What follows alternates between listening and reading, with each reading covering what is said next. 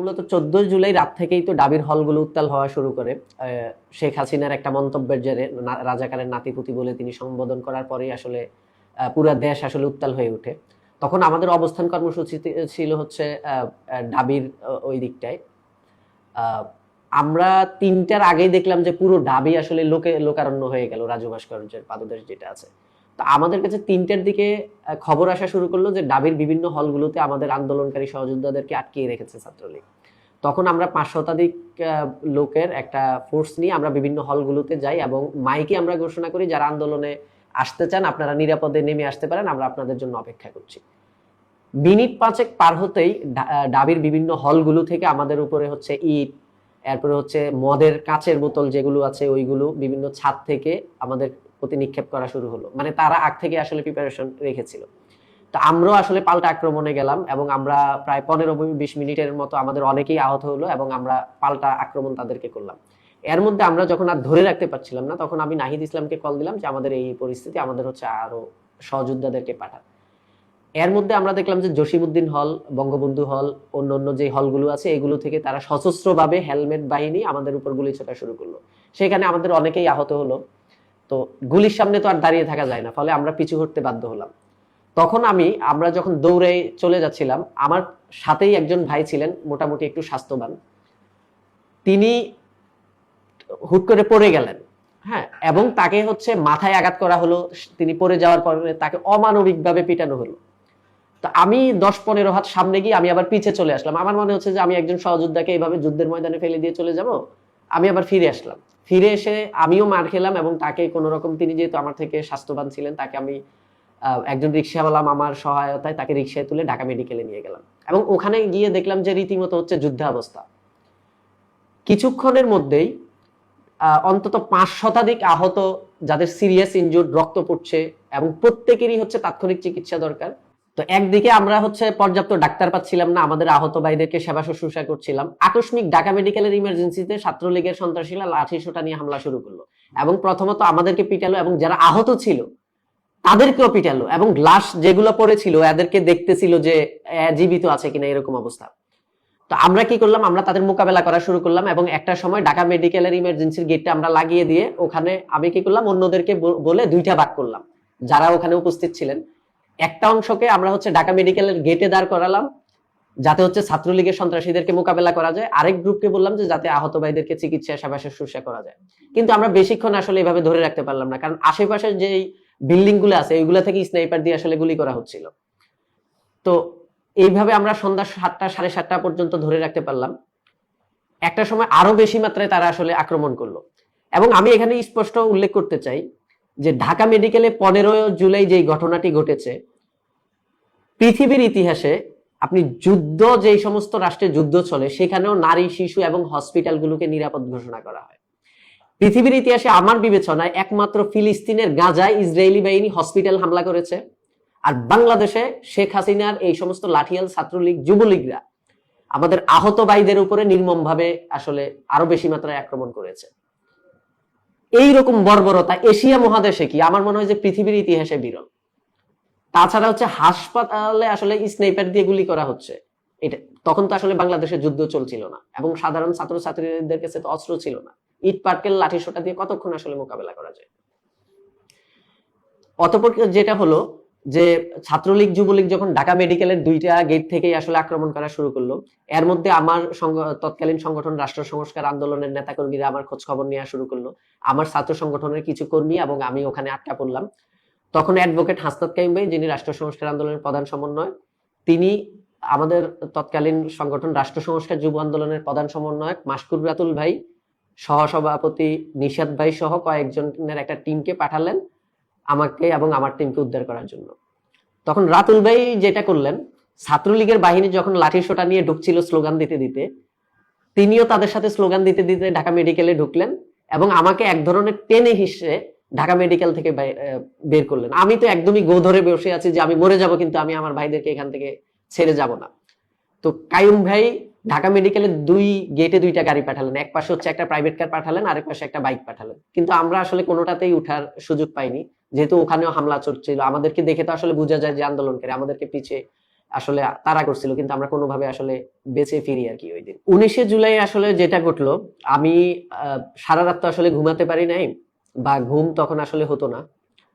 আমি খুব সকালে ভোরে উঠে আমি ফজরের নামাজ পড়লাম, এবং আমার সাথে যারা ছিলেন, আমি তখন পার্টি অফিসে ঘুমিয়েছিলাম নিরাপত্তার স্বার্থে, কারণ বাসাগুলোতে আসলে হামলা করা হচ্ছিল। উঠে গোসল করলাম এবং আমার আম্মাকে কল করলাম। কল করে হচ্ছে তার থেকে ধরেন এক ধরনের বিদায় আসলে নিয়ে নেয়া। তো আম্মা একটা কথা সবসময় বলতেন, যে আমি যখন গোসল করতেছিলাম, আম্মার কথাটা আমার মনে পড়ে যে তোকে সাদা পাঞ্জাবিতে খুব ভালো দেখায়। তো আমি ভাবলাম যে আজকে আমি সাদা পাঞ্জাবি পরি, এবং একটা দীর্ঘস্থায়ী আতর ওই দিন আমি গায়ে মাখছিলাম, আমার মনে আছে। যাতে আমার আকাঙ্ক্ষা এটা ছিল যে আমি যদি শহীদ হয়ে যাই, আমার আম্মা যাতে অন্তত দেখে যে তার শহীদ ছেলেকে সাদা পাঞ্জাবিতে আসলে সুন্দর লাগছে। এবং যে আমার এটা ভাবছিলাম যখন আমি আতর মাখতেছিলাম, যে যখন আমার আম্মা, যদি আমি শহীদ হয়ে যাই, যে আমার গায়ে থেকে যে সুগন্ধি বের হবে, আম্মা যাতে এটা থেকে অন্তত একটা জান্নাতি খুশবু আসলে পায়। তো যাই হোক, ওই দিন আমি পল্টন এরিয়ায় আসলে আন্দোলন করি। জুমার নামাজের সময় আমাদের বিভিন্ন ছাত্র সংগঠনের যারা সভাপতি আছেন, ওদের সাথে দেখা হয়। হওয়ার পরে আমরা বাইতুল মুকাররমে নামাজ পড়তে চাই, পুলিশ আমাদেরকে বাধা দেয়। তখন আমরা পুলিশের সাথে আসলে এক ধরনের ঝগড়া করি, যে আমরা তো মসজিদে, মুসলমান হিসেবে তো মসজিদে যাইতে পারি, আপনারা তো আমাদের ধর্মীয় অধিকার অন্তত হরণ করতে পারেন না। তো বলতেছে যে অন্যরা যাইতে পারবে, আপনারা যাইতে পারবেন না, কারণ আপনারা বিভিন্ন ছাত্র সংগঠনের নেতৃবৃন্দ, আপনারা ওখান থেকে গেলে জুমার নামাজের পরে একটা কিছু হওয়ার সম্ভাবনা আছে। তখন আমরা ধরে বললাম যে তাহলে আমরা পল্টন মোড়ে আমরা জুমার নামাজ আদায় করব। তো আমরা কাতারবদ্ধ হচ্ছিলাম যে পল্টন মোড়ে আমরা জুমার নামাজ আদায় করব। এর মধ্যে police sound grenade, tear shell নিক্ষেপ শুরু করলো। আমরা দৌড়ে গেলাম হচ্ছে কাকরাইলের দিকে। আলরাজি টাওয়ারের সামনে যাওয়ার পরে 20-30 জন রিক্সাওয়ালা মামা আমাদের সামনে এসে তাদের রিক্সাগুলো হচ্ছে একদম রাস্তার পুরোটা ব্লক করে তারা স্লোগান দিতে দিতে আগায় যাচ্ছিল, আর আমাদেরকে বলতেছে মামা আপনারা পিছনে আসেন। তো এভাবে আসলে তারা বেশি দূরে আগাইতে পারলো না, তাদেরকে আসলে লাঠি পেটা করে, গুলি করে, টিয়ার শেল ছুড়ে তারা এক প্রকার এটা ছেড়ে দিতে বাধ্য হলো। তারপরে আমরা গেলাম হচ্ছে পল্টন মসজিদে নামাজ পড়ার জন্য। ওখানে আমি একটা জিনিস খুবই মুগ্ধ হলাম, যে আমাদের একজন পথ শিশু, তার এক হাতে হচ্ছে পলিথিনের মধ্যে ডান্ডি, আরেক হাতে হচ্ছে ওই যে ইট পাটখেল নিয়ে নিয়ে সে হচ্ছে পুলিশের দিকে ছুটছে। তো যখন খুতবা শুরু হলো, আমরা খুতবার আওয়াজের চাইতে আসলে সাউন্ড গ্রেনেডের আওয়াজগুলো আসলে বেশি শুনছিলাম। একদম পুরো মসজিদের বাইরে যুদ্ধ অবস্থা, মসজিদের ভিতরে আসলে টিয়ার গ্যাস ঢুকছিল। আমার সাথে তখন ছিল হচ্ছে বর্তমান নাগরিক কমিটির শ্রমিক উইং এর বর্তমান প্রধান সমন্বয়কারী আমার বন্ধু মাজহারুল ইসলাম ফকির সহ অন্য অনেকে ছিল। তো আমরা ওই দিন বেশ আহত হই টিয়ার শেলে। আর 3 আগস্টে আমি হচ্ছে জুলাইয়ের শেষ দিকে যখন আমাদের ছাত্র নেতাদেরকে ধরে ফেলা হচ্ছিল, তখন আমাকে আমাদের রাষ্ট্র সংস্কার আন্দোলনের প্রধান সমন্বয়ক হাসনাত কাইয়ুম ভাই বললো যে তোমার গ্রেফতার হওয়া ঠিক হবে না, তুমি হচ্ছে এলাকায় চলে যাও, বা যেখানে নিরাপদ বোধ করো ওখানে তোমার আত্মগোপনে চলে যাওয়া উচিত।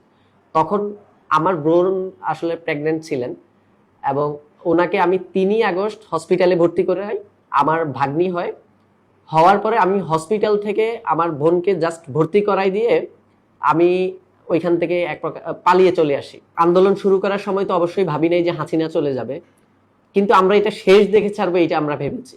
কিন্তু যখন আবু সাইদ শহীদ হলেন, তারপর থেকে আমরা ভেবেছি যে হাসিনা যাওয়া পর্যন্ত প্রয়োজনে আমরা সশস্ত্র যুদ্ধ করে আমরা মারা যাব।